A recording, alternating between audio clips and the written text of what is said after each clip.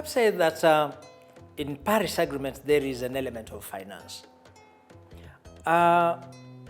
George, can you shed more light first on how Africa is implementing the Paris Agreement? How far are we? How effective are we? What are the performance of the continent? And then also give us some ideas on this financing which has been stated in the Paris Agreement. Yeah, thanks.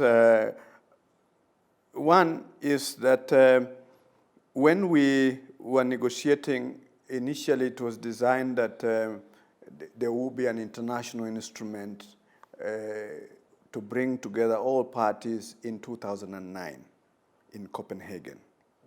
And it's during that time that, in fact, that's the first time Africa negotiated as a bloc with Prime Minister Meles, the late Prime Minister Meles of Ethiopia, being the chair of the Committee of Heads of State and Government on climate change.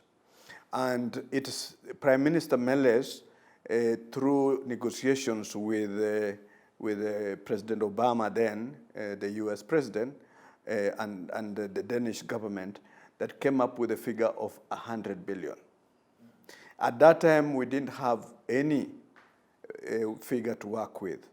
And so when I recall the meeting we had with the ministers, where Prime Minister Meles briefed the African ministers, they wanted to know the basis of 100 billion because they believed that the needs for Africa are beyond 100 billion. And the answer, the response from Prime Minister Meles was that let's start with something, and then we can build on it. But unfortunately, we did not reach an agreement in Copenhagen, but that figure was already floated, and that figure now finally was accepted as part of the climate change discourse in 2010 in Cancun. And since then, it was that there will be 100 billion per year by 2020. Okay. The assumption for many was that every year there will be 100 billion. 100 billion. But now it has come to be realized that when we were in Glasgow, that no, it is 100 billion by 2020. Okay. Which is a very minimal cost. For example, if one country says it wants, it requires 62 billion, then how about the whole 134 developing countries that require that finance? And therefore, we have to find a way to have innovative financing being brought or coming into effect. And it's on that basis that, as my colleague has indicated, the mobilizing resources from private sector appears to be the most logical now because the public funding is shrinking. Now, many countries, and I think Nigeria was the first one, then with Kenya, and then I think South Africa, they are using green bonds. Is it promising? Yes, it's promising because for example, the one for Kenya was actually oversubscribed. And I think what now needs to be done is how can we frame those kind of green bonds so that we can be able to raise more resources to invest in adaptation, because generally adaptation is unattractive to private sector. And therefore you need to incentivize so that the private sector feels that you are recognizing they are doing some service. And if we did that, much of what we see as CSR actually may end up coming into climate space. Yeah, but now, from what you have said, it is not a very easy thing. No. And I can see the work of a negotiator. It is not an easy one. Yes. It is not an easy one. Let me ask you now on what will be happening soon. How Africa is prepared on this COP27 in the area of agriculture, for example, because we have many losses and damages also when we have those events like a cyclone? Yes, I think I will draw our attention to the UN Food System Summit that was just concluded last year.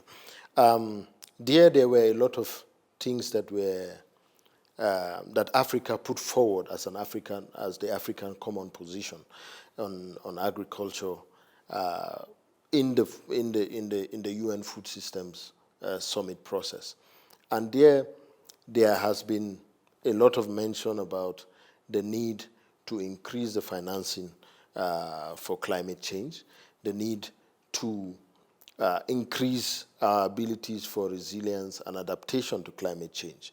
Now, we are talking about money, but again, there is a lot of needs, there is a lot of loss and damages that we need to take care of in this climate process, which brings us back again to the issue of innovative financing. I mean, there is an age-old African saying that if you want to do something well, you do it yourself. Africans need to begin to stand up and fund their own development processes. And I think also in the Africa Agenda 2063, that is one of the main points that the entire process hinges upon: Africa funding its development. That is, yeah, please. Yeah, from the negotiations perspective, we, as Africa Group, we had our meeting in Naivasha on 2nd to 4th, where we brought together the negotiators from across the continent, together with the experts, scientific experts. We were to look at how agriculture is now being, where we are in the negotiations, and what we want out of COP27. And there are two things primarily. First one is that we want a specific body under UNFCCC to deal with matters of agriculture. And the reason is, if you look at the convention in Article 2 of the UNFCCC convention, it talks about actions that you take in stabilizing the climate system should not threaten food production. Now, up to today, we have not framed something that protects agriculture. And yet it is very important. And yet it's very important. Yeah.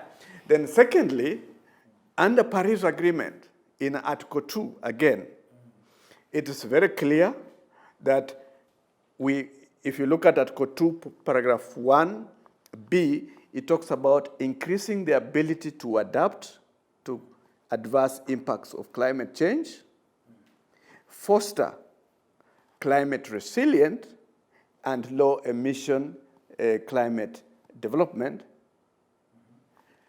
without threatening food production. I think it becomes very important. We will take a break, and when we come, we look at agriculture, and you talked about scientists who were invited to the meeting which took place in Naivasha. What's the role of scientists in this? I think we will talk of it when we come back.